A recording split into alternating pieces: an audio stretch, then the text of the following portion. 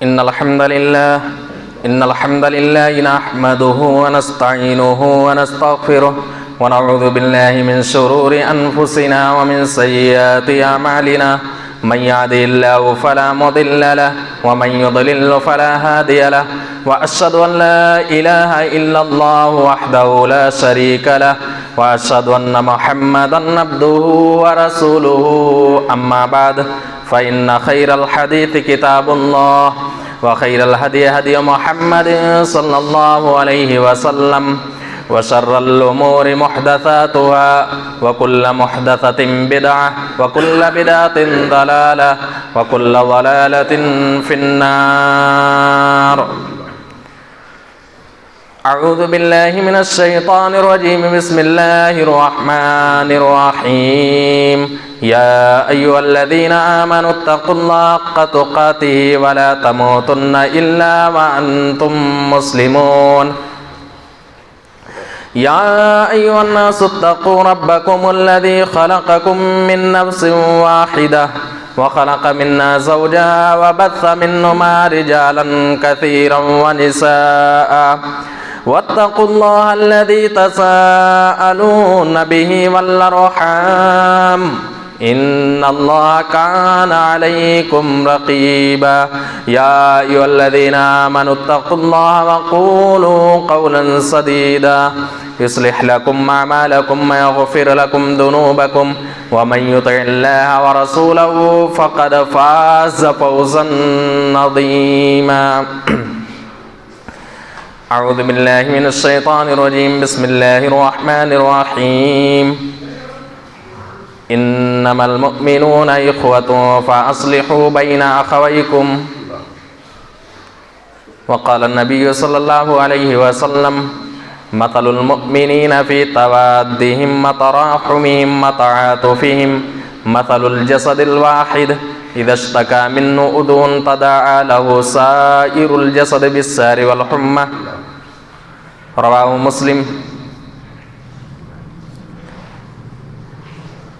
ہر قسم کی حمد و ثنا، بڑائی اور بزرگی،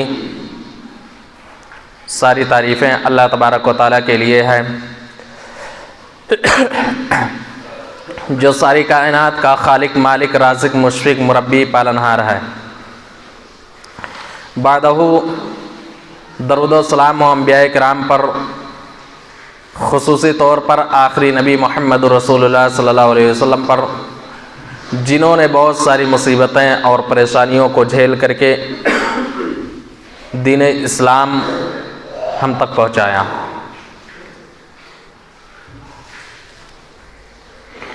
محترم سامعین، آج کے اس خطبہ جمعہ کے اندر موضوع ہے اسلامی بھائی چارہ. اخوت و بھائی چارگی اس دنیا میں بسنے والے تمام مسلمانوں کے لیے وہ عظیم سرمایہ ہے جس کے بغیر اس دنیا کے اندر چین و سکون کی زندگی گزارنا مشکل ہی نہیں بلکہ ناممکن ہے. اخوت و بھائی چارگی کے ذریعے سے انسان ترقی و عروج کے منازل بآسانی طے کر سکتا ہے اور بڑے سے بڑے مصیبت اور پریشانیوں کو آسانی کے ساتھ حل کر سکتا ہے. محترم سامعین، اسلامی اخوت ایک ایسی رسی ہے جس کا پھوٹنا ممکن ہے لیکن ٹوٹنا ناممکن ہے. لیکن اے کاش اگر ہم اس مفہوم کو سمجھتے تو آج دنیا کا کوئی ظالم سرکشی میں کامیاب نہ ہوتا. محترم حضرات، آج ہماری ذلت و رسوائی کا جو سبب ہے وہ اسلامی اخوت کا زوال ہے،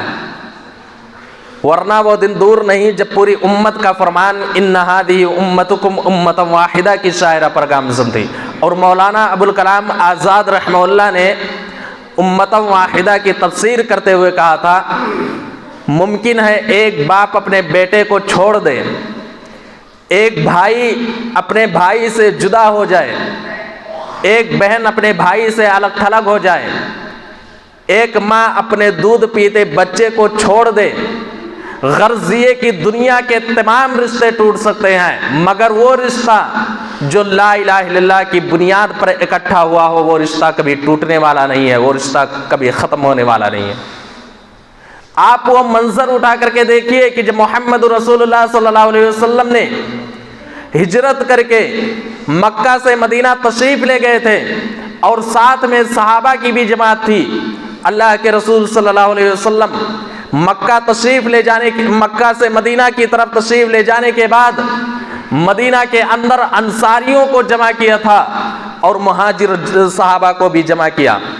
انصاری صحابہ کو بھی جمع کیا اور مہاجر صحابہ کو بھی جمع کیا، اور جمع کرنے کے بعد اللہ کے رسول صلی اللہ علیہ وسلم نے کہا تھا، لوگو تم آپس میں ایمانی بھائی ہو، لا الہ الا اللہ کی بنیاد پر ہم تمہیں ایک دوسرے سے متفق کر رہے ہیں، متحد کر رہے ہیں، تمہارے درمیان خون کا رشتہ نہیں ہے، کوئی بات نہیں، تم ایک خاندان سے تعلق رکھنے والے نہیں ہو، کوئی بات نہیں، تم ایک گاؤں سے تعلق رکھنے والے نہیں ہو، کوئی بات نہیں، تمہارے درمیان یہ خونی رشتہ نہیں ہے، کوئی بات نہیں، لیکن لا الہ الا اللہ محمد رسول اللہ کی بنا پر ہم تمہیں ایک کر رہے ہیں، اور یہ ایمانی رشتہ ہے، اور دیکھنا اس رشتے کو سنبھال کر کے رکھنا، یہ رشتہ کبھی ٹوٹنے نہ پائے۔ اور حالت کیا ہوئی؟ محمد رسول اللہ صلی اللہ علیہ وسلم نے جو صحابہ کو اکٹھا کیا تھا، انصار اور مہاجروں کو جو ملا دیا تھا اور ایمانی رشتہ قائم کر دیا تھا، آپس میں بھائی بھائی قرار دیا تھا، یہ رشتہ اتنا مضبوط ہو گیا تھا، اتنا طاقتور ہو گیا تھا کہ لوگ ایک دوسرے کے لیے بھی جان دینے کے لیے تیار ہو گئے تھے، ایک دوسرے کے لیے پراپرٹی بھی دینے کے لیے تیار ہو گئے تھے۔ آج دنیا کی حالات اٹھا کر کے دیکھیے، ایک سگا بھائی اپنے بھائی کو ایک بالشت زمین دینے کے لیے تیار نہیں ہے، ایک ہی ماں کے پیٹ سے جنم لینے والا دو سگے بھائی پراپرٹی آپس میں دینے کے لیے تیار نہیں ہے، لیکن محمد رسول اللہ صلی اللہ علیہ وسلم نے جو آپس میں بھائی چارگی قائم کی تھی، کتنا مضبوط رشتہ تھا کہ پراپرٹی بھی دینے کے لیے تیار ہو گئے تھے، جان بھی انہوں نے اپنے بھائی کے خاطر قربان کر دی تھی، اور یہ ایمانی رشتہ خونی رشتے سے کہیں زیادہ طاقتور، کہیں زیادہ مضبوط ہوتا ہے۔ وہ حالات بھی اٹھا کر کے دیکھیے، جنگ کے موقع پر ایک باپ اپنے بیٹے کے مخالف لڑ رہا ہے، ایک بھائی اپنے بھائی کے مخالف لڑ رہا ہے، تو یہ ایمانی رشتہ خونی رشتے سے کہیں زیادہ طاقتور اور کہیں زیادہ مضبوط ہوتا ہے۔ اسی لیے محمد رسول اللہ صلی اللہ علیہ وسلم نے مسلمانوں کو ایک ہی جسم کے مانند قرار دیا تھا۔ اللہ کے رسول صلی اللہ علیہ وسلم نے اہل ایمان والوں کو ایک ہی جسم کے مانند قرار دیا تھا، المسلمون کجسد واحد، کہ مسلمان ایک ہی جسم کے مانند ہے، یعنی دنیا کے اندر کسی بھی کونے میں مسلمان کو جب تکلیف ہوتی ہے تو اس کا درد تمام مسلمانوں کے دلوں کے اندر محسوس ہوتا ہے۔ جس طرح انسان کے جسم پر جب کوئی کانٹا چبھ جاتا ہے، پیر میں کانٹا چبھتا ہے تو پورا جسم درد سے کراہنے لگتا ہے، اسی طرح دنیا کے کسی بھی کونے میں مسلمان کو جب تکلیف ہوتی ہے تو پورے مسلمان کے دل کے اندر درد محسوس ہوتا ہے۔ نبی اکرم صلی اللہ علیہ وسلم نے کہا تھا، حضرت نعمان بن بشیر رضی اللہ تعالیٰ عنہ راوی حدیث صحیح مسلم شریف کی روایت ہے، مثل المؤمنین فی توادہم وتراحمہم وتعاطفہم مثل الجسد الواحد اذا اشتکا منہ عضو تداعی لہ سائر الجسد بالسہر والحمى، کہ مومنوں کی مثال آپس میں ایک دوسرے کے ایک جسم کے مانند ہے۔ مومنوں کی مثال نرمی کرنے کے تعلق سے، محبت کرنے کے تعلق سے، آپس میں رحم دلی کرنے کے تعلق سے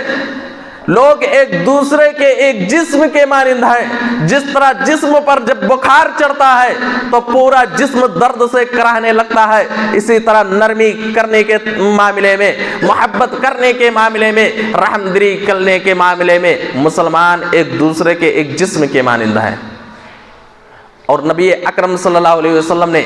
جب صحابہ کو لا الہ الا اللہ محمد رسول اللہ کی بنیاد پر جو اکٹھا کیا تھا، رشتہ بہت ہی مضبوط ہو گیا تھا۔ صحیح بخاری شریف کی روایت اٹھا کر کے دیکھیے، حضرت عبد الرحمن بن عوف رضی اللہ تعالیٰ عنہ، حضرت انس بن مالک رضی اللہ تعالیٰ عنہ راوی حدیث ہیں، وہ بیان کرتے ہیں کہ حضرت عبد الرحمن بن عوف رضی اللہ تعالیٰ عنہ ہجرت کر کے مدینہ تشریف لائے، نبی اکرم صلی اللہ علیہ وسلم نے حضرت عبد الرحمن بن عوف رضی اللہ تعالیٰ عنہ کو دیکھا تو کہا عبد الرحمن کیسے آئے ہو، کس حالت میں آئے ہو؟ حضرت عبد الرحمن بن عوف رضی اللہ تعالیٰ عنہ نے کہا اللہ کے رسول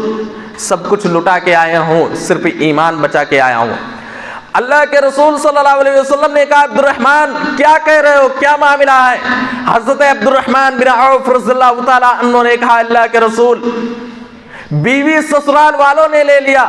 بچے کو گھر والوں نے لے لیا، زمین و جائیداد بھائیوں نے لے لی ہے، میرے پاس اگر کچھ بچا ہے تو صرف ایمان ہی بچا ہے، ایمان کے علاوہ کچھ بھی نہیں بچا ہے۔ حضرت سعد بن ربیع رضی اللہ تعالیٰ عنہ جو انصاری صحابہ تھے اور انصاریوں میں سب سے بڑے مالدار تھے، فوراً کھڑے ہوئے کہا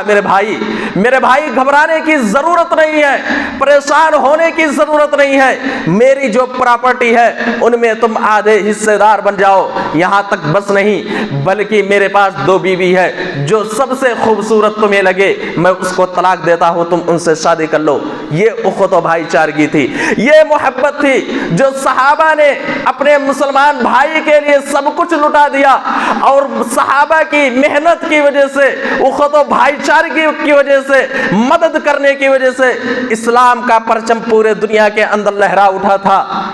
اسی کا نام اخوت و بھائی چارگی ہے۔ آج ہمارا معاملہ کیا ہے؟ آج ہماری پراپرٹی ہمارے مسلمان بھائیوں سے کہیں زیادہ پیارا ہے، ہماری پراپرٹی ہمارے مسلمان بھائیوں سے کہیں زیادہ عزیز ہے، ہماری پراپرٹی ہمارے مسلمان بھائیوں سے کہیں زیادہ اچھا ہے۔ آج ہمارے معاشرے کے اندر نہ جانے کتنے ایسے مسلمان پائے جاتے ہیں جو بستر مرگ پر پڑے ہوئے ہیں، جو بستر پر پڑے ہوئے ہیں، ان کا علاج نہیں ہو رہا ہے محض اس لیے کہ ان کے پاس پیسہ نہیں ہے۔ کتنے ایسے یتیم بچے جو گھوم رہے ہیں جن کے پاس پیسے نہیں ہے کہ وہ اپنی پڑھائی کو مکمل کر سکیں۔ کتنی نوجوان لڑکیاں بیٹھی ہوئی ہیں جن کی شادی نہیں ہو پا رہی ہے محض اس لیے کہ ان کے پاس پیسے نہیں ہے، لیکن ہم ان کی مدد کرنے کے لیے تیار نہیں ہے۔ اور یاد رکھو قیامت کے دن اللہ تبارک و تعالیٰ ایسے لوگوں سے ضرور سوال کرے گا۔ صحیح مسلم شریف کی روایت اٹھا کر کے دیکھیے، صحیح مسلم شریف کی روایت اٹھا کر کے دیکھیے، ان اللہ عز و جل یقول یوم القیامہ، کہ قیامت کا دن ہوگا، قیامت کا دن ہوگا، میدان محشر کا دن ہوگا، تمام اولین و آخرین اللہ تبارک و تعالیٰ کے سامنے جمع ہوں گے، اچھے لوگ بھی جمع ہوں گے، برے لوگ بھی جمع ہوں گے، تمام انبیاء اللہ تبارک و تعالیٰ کے سامنے کھڑے ہوں گے۔ اللہ تبارک و تعالیٰ تمام لوگوں سے سوال کرے گا، ان اللہ عز و جل یقول یوم القیامہ یا ابن آدم مرضت فلم تعودنی، اے آدم کے بیٹے بتا میں بیمار تھا تو نے میری عیادت کیوں نہیں کی؟ یا ابن آدم مرضت فلم تعودنی، اللہ تبارک و تعالیٰ ابن آدم سے سوال کرے گا، اے آدم کے بیٹے میں دنیا کے اندر بیمار تھا تو نے میری عیادت کیوں نہیں کی؟ بندہ کہے گا یا ربی یا ربی کیف اعودک وانت رب العالمین، اے میرے رب میں تیری عیادت کیسے کرتا، اے میرے رب میں تیری عیادت کیسے کرتا، تو سارے لوگوں کو شفا دینے والا ہے، تمام لوگوں کو شفا دینے والا ہے، میں تیری عیادت کیسے کرتا؟ اللہ تبارک و تعالیٰ کہے گا میرے بندے دنیا کے اندر فلاں انسان بیمار تھا، فلاں آدمی بیمار تھا، تو نے اس کی عادت نہیں کی، اگر اس انسان کی عادت کی ہوتی، اس آدمی کی عادت کی ہوتی تو مجھے وہاں ضرور پاتا۔ اللہ تبارک و تعالیٰ پھر سوال کرے گا، یا ابن آدم استطعمتک فلم تطعمنی، اے آدم کے بیٹے میں بھوکا تھا تو نے مجھے کھانا کیوں نہیں کھلایا، اے آدم کے بیٹے میں بھوکا تھا تو نے مجھے کھانا کیوں نہیں کھلایا؟ بندہ کہے گا اللہ تو ساری کائنات کے لوگوں کو کھلانے والا ہے، تو تمام لوگوں کو کھلانے والا ہے، تو تمام لوگوں کو رزق دینے والا ہے، میں تجھے کیسے کھانا کھلا سکتا؟ اللہ تبارک و تعالیٰ کہے گا تیرے ہی پڑوس میں رہنے والا انسان، تیرے ہی محلے میں رہنے والا انسان یہ بھوکا تھا، تو نے اسے کھانا نہیں کھلایا، اگر تو نے اسے کھانا کھلایا ہوتا تو مجھے وہاں ضرور پاتا۔ تو اللہ تبارک و تعالیٰ قیامت کے دن ابن آدم سے سوال کرے گا۔ ہمارے سماج اور معاشرے کے اندر اگر ایسے لوگ پائے جا رہے ہوں جو بھوک سے تڑپ رہے ہوں، جن کے پاس کھانے پینے کے سامان نہیں ہے، پہننے کے سامان نہیں ہے، تو ہم ان کی مہیا کریں، کیونکہ یہی اخوت و بھائی چارگی کا تقاضا ہے، یہی اخوت و بھائی چارگی کا تقاضا ہے۔ اخوت و بھائی چارگی کا مطلب یہ ہے کہ ہمارا مسلمان بھائی پریشان ہو تو اس کی پریشانی کو دور کریں، اس کے دکھ درد میں ہم شریک رہیں، اس کا ہم ساتھ دیں، اس کی پریشانی کو دور کرنے کی کوشش کریں۔ محمد رسول اللہ صلی اللہ علیہ وسلم نے جو صحابہ کو آپس میں ملایا تھا اور لا الہ الا اللہ کی بنیاد پر اللہ کے رسول صلی اللہ علیہ وسلم نے جو ایک کیا تھا، لا الہ الا اللہ کی بنیاد پر اللہ کے رسول صلی اللہ علیہ وسلم نے جو صحابہ کو ایک کر دیا تھا، یہ رشتہ اتنا مضبوط ہو گیا تھا، اتنا مضبوط ہو گیا تھا کہ لوگوں نے اپنے بھائی کے لیے جان بھی قربان کر دی تھی۔ جنگ یرموک کا موقع اٹھا کر کے دیکھیے، جنگ یرموک کا موقع اٹھا کر کے دیکھیے،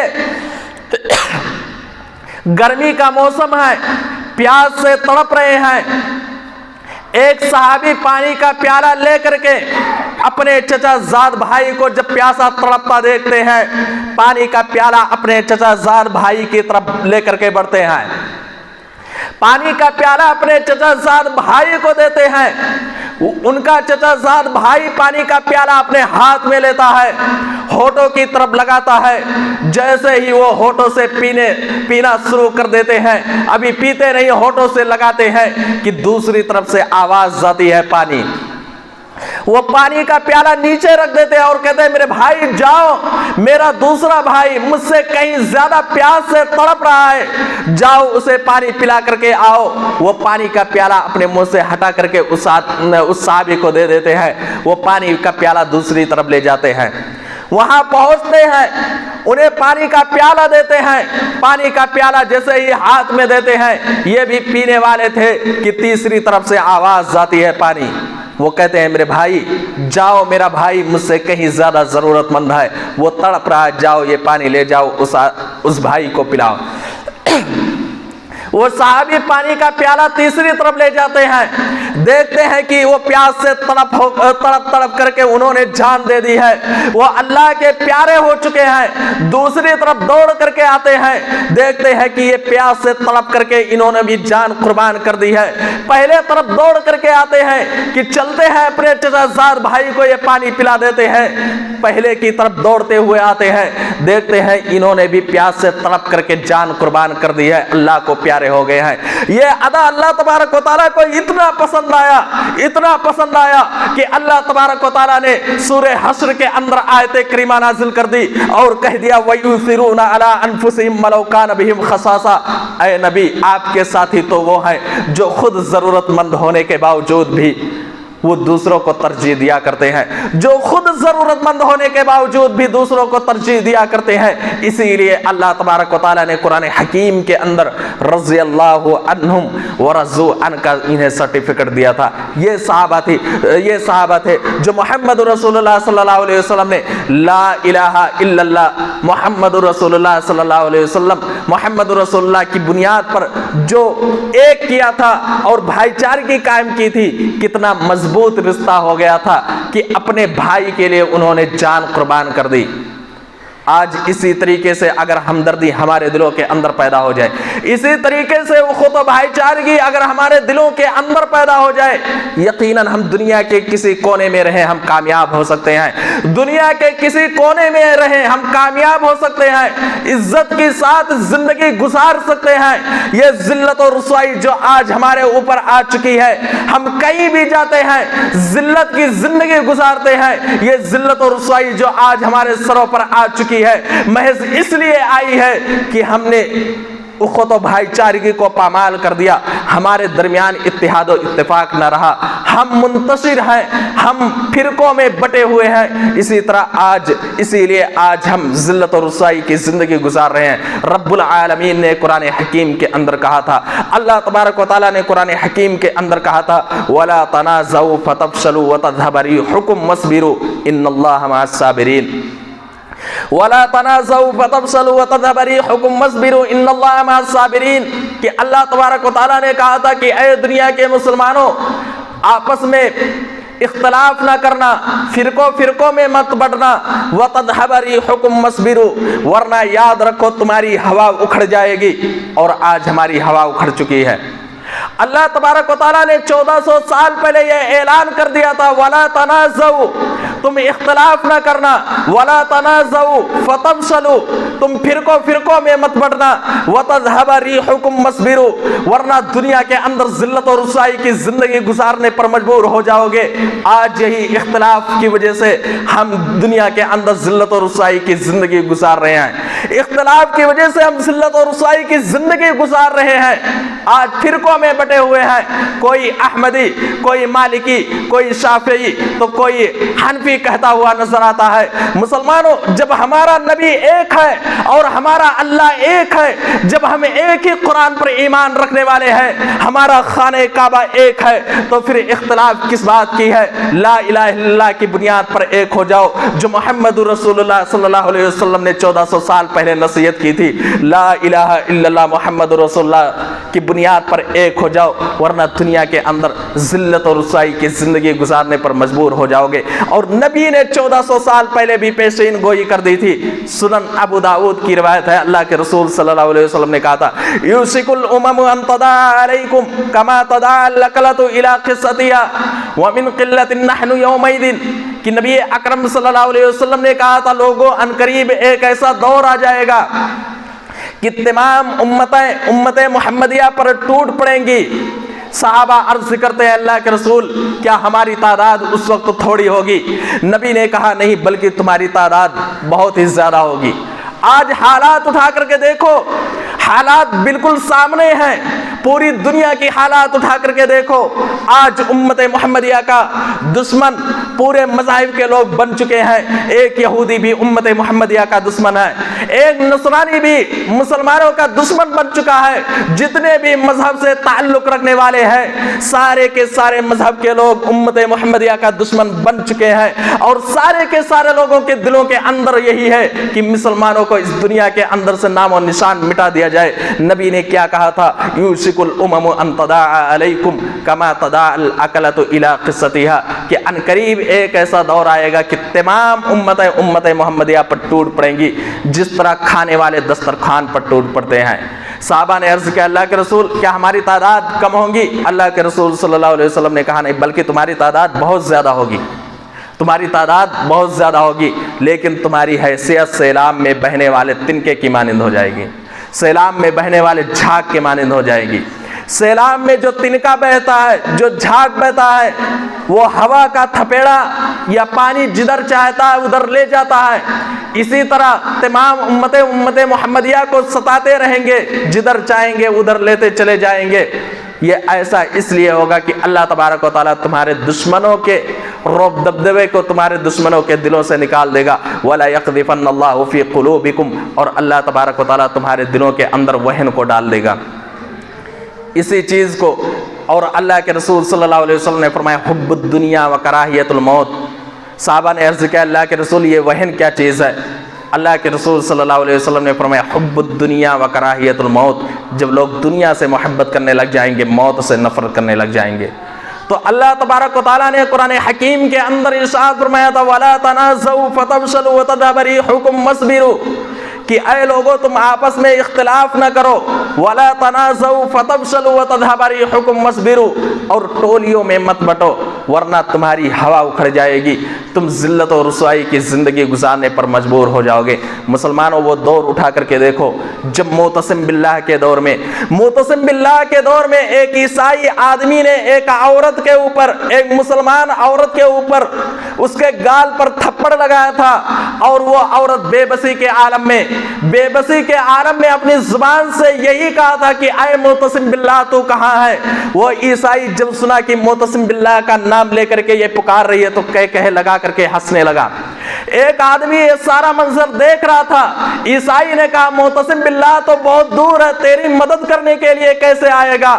ایک آدمی یہ سارا منظر دیکھ رہا تھا، وہ دوڑتا ہوا معتصم باللہ کے پاس جاتا ہے اور کہتا ہے کہ فلاں عیسائی نے تیری بہن کے اوپر، تیری بہن کے عزت پر ڈاکہ ڈالا ہے، اسی کو تھپڑ مارا ہے۔ معتصم باللہ نے جب یہ نام سنا کہ اس عورت نے بے بسی کے عالم میں میرا نام لیا ہے، 1000 घोड़ों को तैयार किया اور سوار ہو کر کے اس عیسائی کے شہر میں آ کر کے فتح کیا اور عیسائی کو سامنے لا کر کے کھڑا کیا, اس عورت کو بھی کھڑا کیا اور کہا لے بدلہ لے لے. یہ جذبہ ختم ہو جائے گا, اس وقت ختم ہو جائے گا جب آپس میں اختلافات میں بٹے رہو گے, فرقوں میں بٹے رہو گے, ٹولیوں میں بٹے رہو گے, تو یہ جذبہ بالکل ختم ہو جائے گا. یہ جذبہ ہمارے دلوں سے بالکل ختم ہو جائے گا. وہ دور بھی یاد آ رہا ہے. حضرت عمر فاروق رضی اللہ تعالیٰ عنہ اور حضرت خالد بن ولید رضی اللہ تعالیٰ عنہ کا نام سن کر کے یہ قیصر و کسریٰ کے بادشاہ یہ کانپ جایا کرتے تھے. حضرت عمر فاروق رضی اللہ تعالیٰ عنہ کا دور,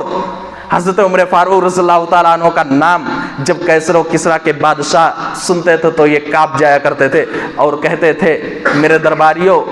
ان کا نام میرے سامنے مت لیا کرو, میرے رونگٹے کھڑے ہو جایا کرتے ہیں. ان چیزوں کو پانے کے لیے اللہ تبارک و تعالیٰ نے کہا تھا وَلَا تَنَازَعُوا فَتَفْشَلُوا وَتَذْهَبَ رِيحُكُمْ وَاصْبِرُوا إِنَّ اللَّهَ مَعَ الصَّابِرِينَ, کہ تم ٹولیوں میں مت بٹو, تم فرقوں میں مت بٹو, وَتَذْهَبَ رِيحُكُمْ وَاصْبِرُوا, ورنہ تم ذلت و رسوائی کی زندگی گزارنے پر مجبور ہو جاؤ گے. آج افسوس تو اس وقت ہوتا ہے جب سماج اور معاشرے پر ہم نظر دوڑاتے ہیں اور پتہ چلتا ہے کہ ہمارا معاشرہ کمزور ہے, معاشرے میں مسلمانوں کی تعداد بہت ہی کم ہے اور مسلمانوں کی تعداد کم ہونے کے باوجود بھی لوگ فرقوں میں بٹے ہوئے ہیں, لوگ گروہوں میں بٹے ہوئے ہیں, تو یقیناً خون کے آنسو آ جاتے ہیں. ہونا تو یہ چاہیے تھا کہ اللہ تبارک و تعالیٰ کا قرآن ہم اپنے سامنے رکھ دیں, انما المؤمنون اخوہ کے تحت فاصلحوا بین اخویکم, ہم مسلمانوں کو آپس میں ملا دیتے. لیکن بہت ساری جگہوں پر ایسے لوگ پائے جاتے ہیں کہ جب انہیں پتہ چلتا ہے کہ مسلمان 2 گروہوں میں بٹے ہوئے ہیں تو یہ تیسرا آدمی دونوں گروہوں کو اور بھڑکا دیتا ہے تاکہ ان کے درمیان دشمنی اور بڑھ جائے. اللہ تبارک و تعالیٰ نے قرآن حکیم کے اندر کہا تھا انما المؤمنون اخوہ فاصلحوا بین اخویکم, کہ مسلمان آپس میں بھائی بھائی ہیں, تم ان کے درمیان اصلاح کرا دینا, کیونکہ یہ آپس میں بھائی بھائی ہیں, یہ آپس میں بھائی بھائی ہیں. اور اصلاح کراتے وقت گرچہ تمہیں جھوٹ کا سہارا لینا پڑے, جھوٹ بول کر کے اصلاح کرا دینا, اور یہ جھوٹ میں لکھا نہیں جائے گا, کیونکہ صحیح بخاری شریف کی روایت ہے اللہ کے رسول صلی اللہ علیہ وسلم نے کہا تھا لیس الکذاب الذی یصلح بین الناس, کہ جھوٹا وہ انسان نہیں ہے جو لوگوں کے درمیان اصلاح کرانے کے لیے جھوٹ بولتا ہے, چگلی کرتا ہے, دونوں کے درمیان ملانے کے لیے جھوٹ بولتا ہے پھر ملا دیتا ہے, وہ آدمی جھوٹا نہیں ہے. تو جھوٹ کا بھی سہارا لینا پڑے, جھوٹ بول کر کے اگر ملانا پڑے تو مسلمانوں کے درمیان آپس میں ملا دینا, کیونکہ محمد رسول اللہ صلی اللہ علیہ وسلم نے جتنا محنت مسلمانوں کو ملانے کے لیے کی تھی اتنا کسی اور چیز میں محنت نہیں کی تھی. اللہ کے رسول صلی اللہ علیہ وسلم جب اس دنیا کے اندر تشریف لائے تو عرب کے لوگ آپس میں دشمن بنے ہوئے تھے, ایک دوسرے کے خون کا پیاسا تھا, اور ان لوگوں کے درمیان جب لڑائی چل جاتی تھی تو پورے 40 سال تک لڑائی چلتی تھی. نہ جانے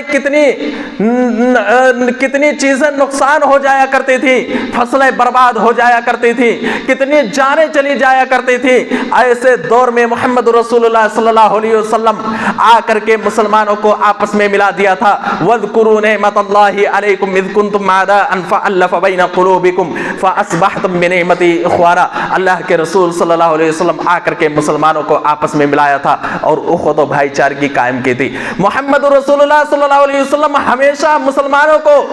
جوڑنے کی کوشش کرتے تھے, ملانے کی کوشش کرتے تھے. وہ منظر بھی اٹھا کر کے دیکھیے کہ اللہ کے رسول صلی اللہ علیہ وسلم ایک مرتبہ مسجد کے اندر بیٹھ کر کے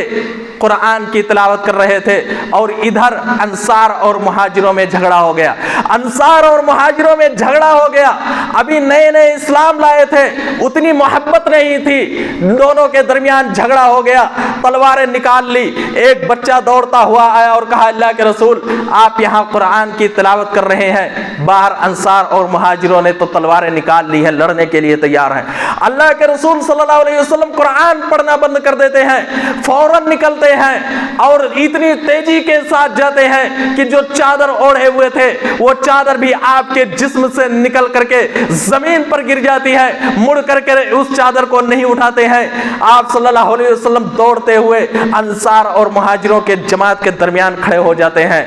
انصاریوں نے اللہ کے رسول صلی اللہ علیہ وسلم کو دیکھا، دیکھنے کے بعد کہا اللہ کے رسول آپ ہمارے سامنے سے ہٹ جائیے۔ مہاجروں نے کہا اللہ کے رسول ہمارے سامنے سے ہٹ جائیے۔ اللہ کے رسول صلی اللہ علیہ وسلم نے کہا کیا تمہارے درمیان پھر جاہلیت کی بو آ چکی ہے؟ جاہلیت کے اندر جو تمہارے اندر پائی جاتی تھی وہ چیزیں تمہارے دلوں کے اندر بھی آ چکی ہے، پھر وہی چیزیں جنم لینا شروع کر چکی ہیں۔ اللہ کے رسول صلی اللہ علیہ وسلم نے یہ آیت کریمہ تلاوت کی، وَاذْكُرُوا نِعْمَتَ اللَّهِ عَلَيْكُمْ إِذْ كُنْتُمْ أَعْدَاءً فَأَلَّفَ بَيْنَ قُلُوبِكُمْ، کہ اس نعمت کو یاد کرو کہ تم ایک دوسرے کے دشمن بنے ہوئے تھے، اللہ تبارک و تعالیٰ نے تمہارے دلوں کے اندر محبت پیدا کر دی، تم ایک دوسرے کے بھائی بھائی بن گئے۔ انصار اور مہاجروں نے فوراً تلواریں پھینک دی اور آپس میں گلے ملے،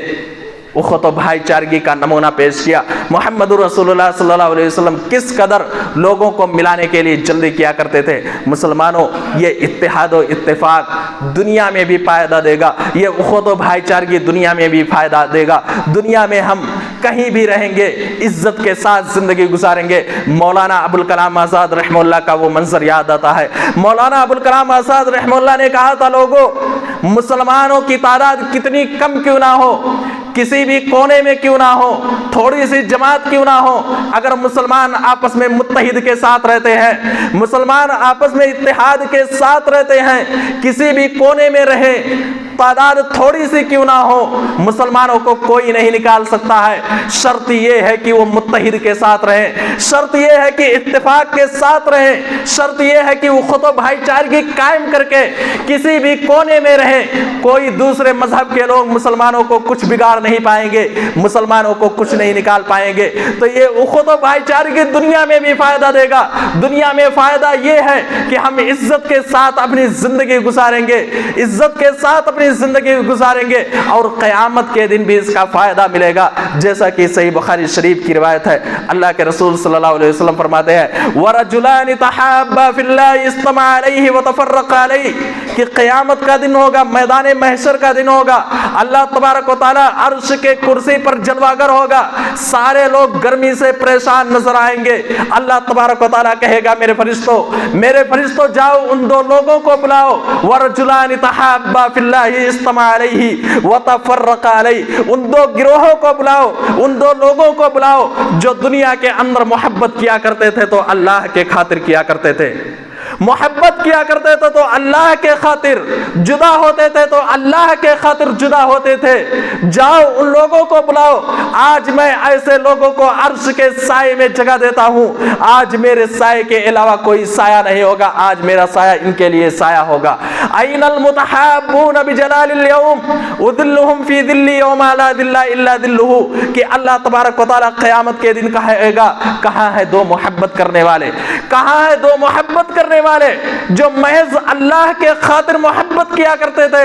جن کے درمیان اخوت و بھائی چارگی اس لیے قائم تھی، اللہ کے خاطر قائم تھی، آج میں اسے اپنے عرش کے سائے میں جگہ دیتا ہوں، آج میرے سائے کے علاوہ کوئی سایہ نہیں ہوگا۔ تو یہ اخوت و بھائی چارگی دنیا میں بھی کامیابی ہے اور آخرت میں بھی کامیابی ہے۔ اس لیے ہم کہیں بھی رہیں، کہیں بھی ہم زندگی گزاریں، ہم متحد ہو کر کے گزاریں، ہم مل جل کر کے گزاریں، کیونکہ ہمارا نبی ایک ہے، ہمارا اللہ ایک ہے، ہمارا قرآن ایک ہے، ہم لا الہ الا اللہ کی بنیاد پر ہم ایک ہونے کی طرف دعوت دیتے ہیں۔ ہم کہیں بھی رہیں متحد ہو کر کے رہیں، یقیناً ہم دنیا کے اندر اگر ہم متحد ہو کر کے رہیں گے تو عزت کے ساتھ ہم اپنی زندگی گزاریں گے، اور اگر کوئی عزت کے ساتھ ہم اپنی زندگی گزاریں گے، یہ لوگ تو چاہتے ہیں کہ مسلمانوں کے درمیان انتشار پیدا ہو جائے، یہ لوگ تو چاہتے ہیں کہ مسلمان منتشر ہو جائیں، اور جب یہ مسلمان منتشر ہو جائیں گے تو ہم اس کا فائدہ اٹھائیں گے۔ تو ہم کہیں بھی رہیں، ہم اتحاد و اتفاق کے ساتھ رہیں، مل جل کر کے رہیں، دنیا میں کامیاب رہیں گے اور آخرت میں بھی کامیاب رہیں گے۔ اللہ تبارک و تعالیٰ سے دعا بار الہ تو تمام مسلمانوں کو متحد کے ساتھ رہنے کی توفیق دے، اخوت و بھائی چارگی لوگوں کے دلوں کے اندر پیدا کر دے۔